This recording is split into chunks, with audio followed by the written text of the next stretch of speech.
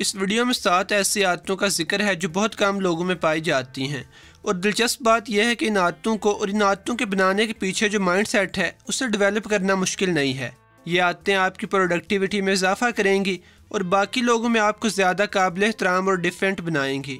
तो आइए देखते हैं कि वो आदतें कौन सी हैं। अगर आप इस चैनल पर नए हैं तो मज़ीद वीडियोस देखने के लिए चैनल को सब्सक्राइब कर लीजिए। नंबर 1, अगर दूसरे लोग आपकी कमज़ोरियों का आपको एहसास दिलाते हैं तो उन कमज़ोरियों को दूर करने की कोशिश कीजिए, ना कि उनकी तनकीद पे चिढ़ जाइए। जब आप लोगों की तनकीद पे गुस्सा करते हैं तो इससे ये ज़ाहिर होता है कि आपको अपने ऊपर कंट्रोल नहीं है, बल्कि दूसरे लोग आसानी के साथ आपके मूड को कंट्रोल कर सकते हैं। जब आप दूसरों की तनकीद से चिढ़ करते हैं तो अमूमन अपनी कमज़ोरियों से बेखबरी रहते हैं। अपने किरदार पे भी वही कड़ी निगाहें डालिए जिनसे आप दूसरों को देखते हैं। इस तरह आप खुद अपनी शख्सियत से मुतारिफ होंगे। एक मशहूर मुसव्विर लियोनार्डो दा विंसी एक मरतबा एक तस्वीर बना रहा था कि उसका एक दोस्त आया। तस्वीर को देखकर कहने लगा कि तस्वीर में आपने चांदी के चमचे बहुत उम्दा बनाए हैं।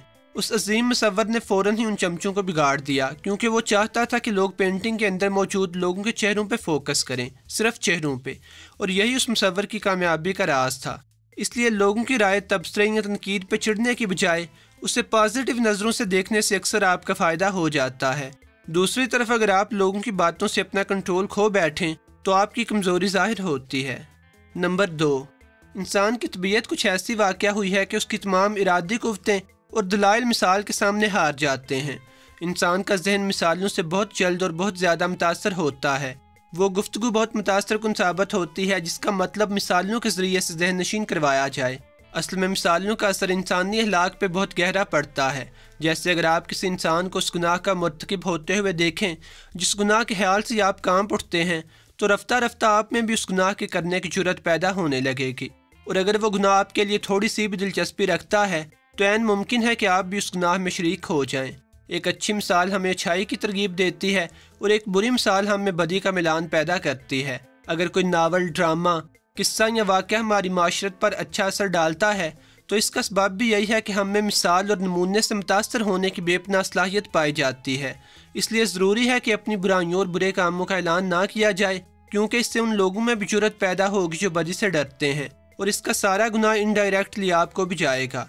और दूसरी वजह यह है कि आपकी अपने बारे में की गई तारीफ़ें या जुर्रत की दास्तानें लोगों को याद नहीं रहती, क्योंकि आजकल तकरीबन हर बंदा ही अपने बारे में शेहियाँ बिगाड़ता नज़र आता है। इसलिए अगर आप जीतना चाहते हैं और लोगों के दिल में वाकई अपनी दाग बिठाना चाहते हैं तो ज़रूरी है कि आप मिसाल या नमूने की मदद से ऐसा करें। जैसे अगर आप लाख अपनी बहादुरी की दास्तानें लोगों को सुनाते रहें, लोग तब तक यकीन नहीं करेंगे जब तक कि अपनी आंखों से आपकी जुर्रत का नमूना ना देख लें। जब लोग अपनी आंखों से आपको किसी ज़्यादती करने वाले को एक थप्पड़ मारते हुए देखेंगे तो आपको लोगों को किस्से सुनाने की ज़रूरत नहीं रहेगी, और ये बात हमेशा के लिए लोगों के जहन पर नक्श हो जाएगी। दूसरी तरफ आपकी ज़ुबानी दास्तानें लोग जल्द ही भूल जाएंगे। नंबर 3, अगर आप कोई काम करते हुए या अपनी किसी कोशिश में नाकाम हो जाते हैं तो उस नाकामी को कवर करने के लिए बहाने तलाश ना कीजिए। इस बात का इतराफ़ कर लीजिए कि आप नाकाम सिर्फ इसलिए हुए कि आप सही तौर पर उसे अंजाम नहीं दे सके। उसे अंजाम देने का तरीका गलत था या आपको तजर्बा ना था। अपनी नाकामी या हार के लिए बहाने तलाश करना असल में आपकी बुज़दिली और बेतमादी को जाहिर करता है। इससे पता चलता है कि आप अपने आप को दूसरे लोगों के सामने जवाबदेह समझते हैं और उनको सेटिस्फाई करने के लिए बहाने लगा रहे हैं। इसलिए पूरी अथॉरिटी के साथ अपनी नाकामियों को कबूल कर लीजिए और इस तरह जाहिर कीजिए कि यह कोई इतनी खास बात नहीं थी। असल में जितना ज़्यादा आप किसी बात को महसूस करेंगे उतना ही ज़्यादा लोग उसे अहमियत देंगे, और जितना लाइटली और लापरवाही से आप किसी वाक़े का रिस्पॉन्स देंगे लोग भी उसे उतना ही लाइट लेंगे।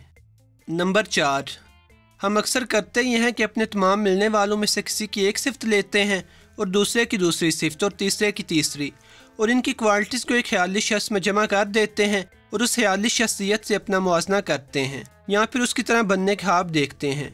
जैसे आप सोचते हैं कि जिस तरह का मजाक अली करता है काश आप में भी उसी तरह मजाक करने की सलाहियत होती, या जिस तरह का खूबसूरत अजीम दिखता है आप भी उसी की तरह दिखते, और आप इन सारी खूबियों के अपने अंदर मौजूद होने की ख्वाहिश करते हैं जो मुमकिन नहीं होता। अब जाहिर है कि कोई भी ख्याली शख्सियत जो बेहतरीन खूबियों से मिलकर तश्कील पाएगी वो हकीकी शख्सियत से बेहतर होगी। लेकिन हम ये भूल जाते हैं कि कोई भी शख्सियत चाहे वो कितनी भी अच्छी क्यों ना हो, दुनिया का हर काम नहीं कर सकती। कोई ना कोई काम ऐसा ज़रूर है जो सिर्फ हम कर सकते हैं या कोई ना कोई बात ऐसी है जो सिर्फ हम में पाई जाती है। अब बहुत सी बातें ऐसी हैं जिनमें हम दूसरे लोगों के बराबर हैं। मसलन अगर वो खूबसूरती से मुतासर होते हैं तो हम भी इससे मुतासर हुए बगैर नहीं रह सकते। अगर वो सच्चाई के मतवाले हैं तो हम भी बुराइयों को गले लगाने के मुतमन्नी नहीं हैं। और इसके अलावा कुछ खूबियाँ और बातें ऐसी भी हैं जो सिर्फ आपके लिए महसूस हैं। इसलिए कभी भी अपने आप को लोगों के मुकाबले में कमतर ना समझें और ना ही किसी ख्याली शख्सियत की तरह बनने की कोशिश करें। हमेशा ये सोचें कि अगर लोगों में कुछ खूबियाँ मौजूद हैं तो आप में भी टैलेंट मौजूद है। जब आप इस तरह सोचते हैं तो आपके एतमाद में इजाफा होता है और आप लोगों को बराबरी की सतह पे मिलते हैं और लोग आपका रवैया देखते हुए बराबरी की सतह पे आपको ट्रीट करते हैं। नंबर 5, बुराइयों से बचने का इरादा सिर्फ इसलिए ज़रूरी नहीं कि इससे दूसरों को नुकसान पहुंचेगा, बल्कि इसलिए ज़रूरी है कि इससे खुद आपको नुकसान उठाना पड़ेगा।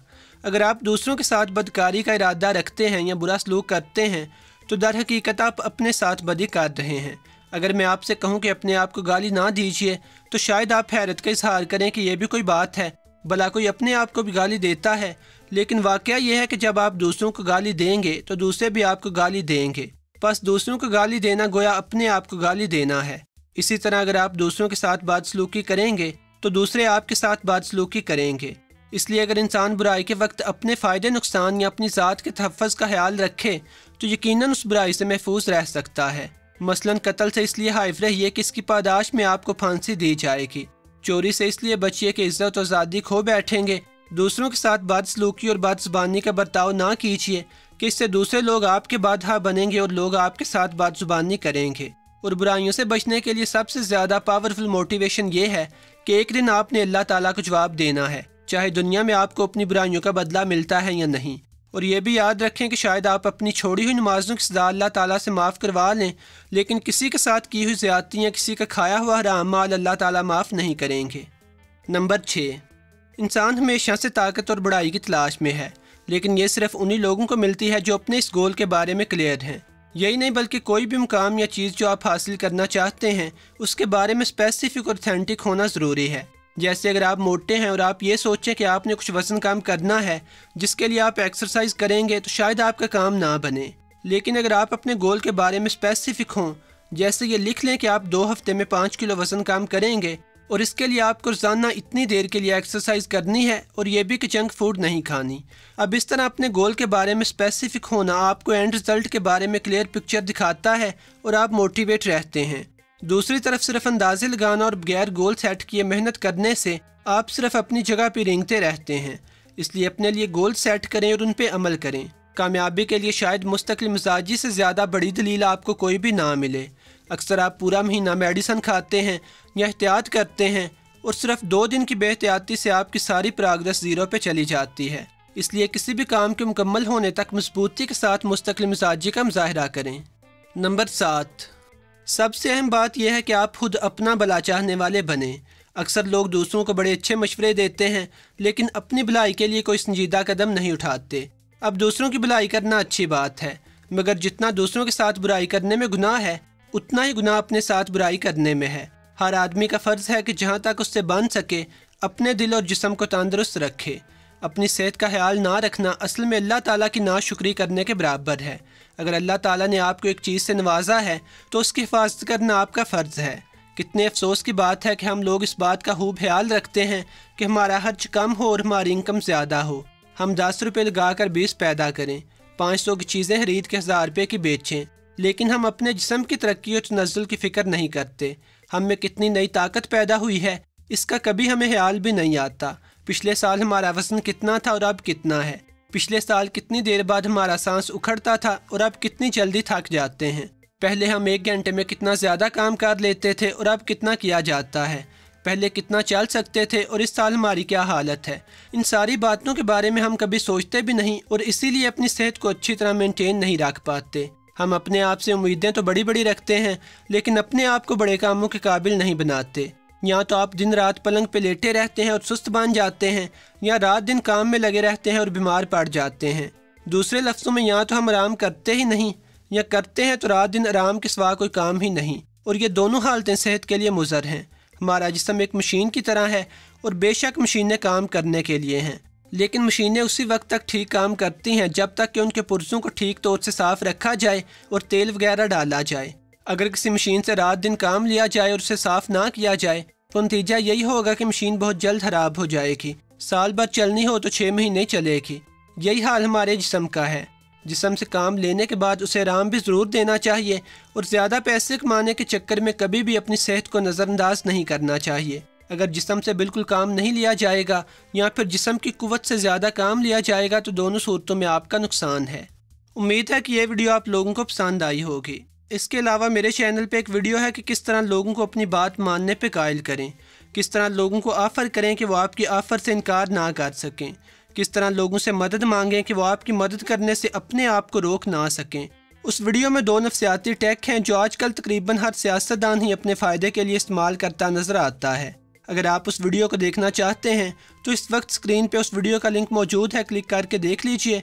और अगर आप इस चैनल पर नए हैं तो मज़ीद वीडियोस देखने के लिए चैनल को सब्सक्राइब कर लें। खुदा हाफिज़।